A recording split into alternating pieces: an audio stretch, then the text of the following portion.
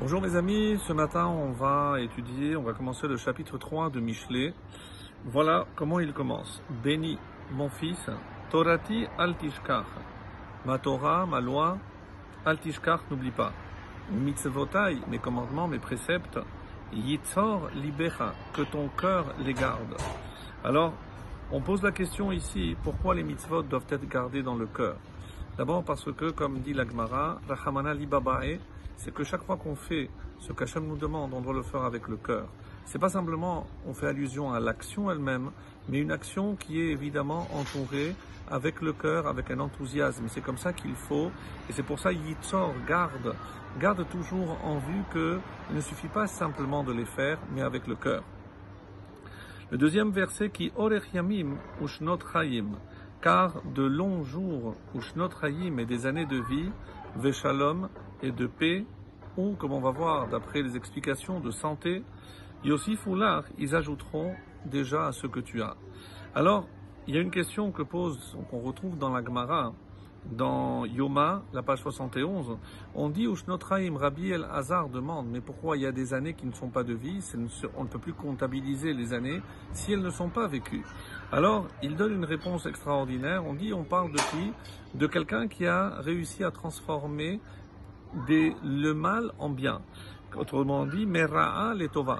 Quelqu'un, par exemple, qui a su faire des épreuves qu'il a vécues quelque chose de positif. Donc même s'il pensait qu'il y avait du mal, qu'il n'était pas en train de vivre un événement important, donc le fait qu'il comprenne et qu'il change cela en positif, c'est comme ça qu'on considère qu'il a vécu. Et Chesed ve'emet, disent nos Chachamim d'ailleurs, avant d'arriver au troisième, Orech Yamim Ushnot Chaim, qu'est-ce que c'est les longs jours? C'est une allusion aux mitzvot assez, parce qu'on dit dans la Torah, voici les mitzvot qu'un homme fera et il vivra. C'est-à-dire tout ce que l'on fait, c'est ce qui va nous rajouter de la vie, parce qu'Hachem nous récompensera en nous donnant de la vie pour qu'on continue à faire d'autres mitzvot. Ushnot Chaim, et si on veut vivre longtemps, des années de vraie vie, c'est lorsqu'on sera capable de s'abstenir des interdits. Donc une allusion au mitzvot assez, mitzvot lota assez, les commandements positifs et commandements négatifs. Troisième verset, Chesed ve'emet, la bonté, et ici la vérité, comme l'expliquent les commentateurs, c'est dans le sens de fidélité.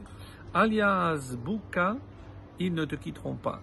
Alors, il y a une explication intéressante par rapport à la différence entre le chesed et le émet, du Gaon de Vilna toujours. Le chesed, c'est quand on va faire ce qui est au-delà de ce qui nous convient ou ce qui nous revient de faire. C'est-à-dire, si je vais agir avec chesed, même par rapport à quelqu'un qui ne mérite pas, d'après mon point de vue, je vais aller au-delà, et c'est ça le vrai chesed, c'est là où je dois faire un effort pour faire quelque chose pour l'autre. C'est Ben Adam Lachavero. Émet, c'est rendre à son prochain, c'est-à-dire on est équitable. Et c'est ça, ici on a dit, c'est la fidélité. Donc quelqu'un qui m'a fait du bien, il est évident que je dois lui rendre ce bien. C'est ça la notion de fidélité. Et on dit par ailleurs que c'est vrai non seulement dans ma relation à autrui, mais c'est par rapport à ma relation à Hachem. Si je vois tout le bien qu'Hachem me fait, évidemment que je serai tenté de faire aussi du bien avec Hachem. Et c'est ce qui ne m'abandonnera pas. Koshrem al gargarotecha, donc attache-les à ton cou, kotvem al luach libecha, et écris-les sur la table de ton cœur.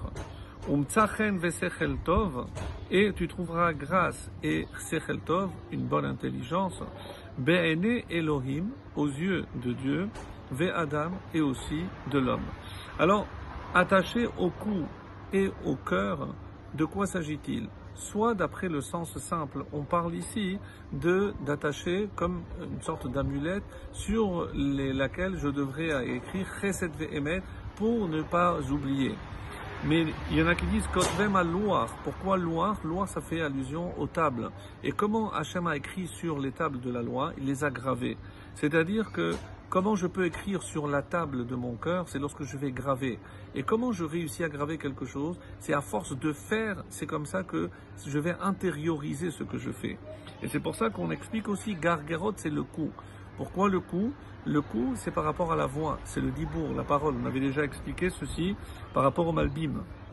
Et ton cœur, Kasherem, à quoi on fait allusion peut-être aussi au tefillin, qu'on attache sur le cœur. Vous allez me dire, oui, mais c'est sur la tête. Oui, mais la tête, elle tient sur le cou. Autrement dit, c'est par rapport à la pensée et par rapport à l'action. Et donc, quelque part, je ne dois pas me contenter simplement d'étudier ou de savoir les choses, mais je dois évidemment être capable de passer à l'action.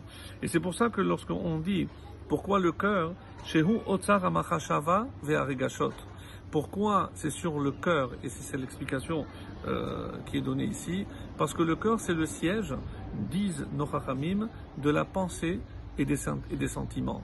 C'est-à-dire la pensée au niveau de la kavana. Lorsque je fais quelque chose, je dois le faire avec kavana, avec une intention. L'intention de faire du bien, l'intention de faire ce qui est bon aux yeux d'Hachem, c'est-à-dire, et c'est ça la vérité.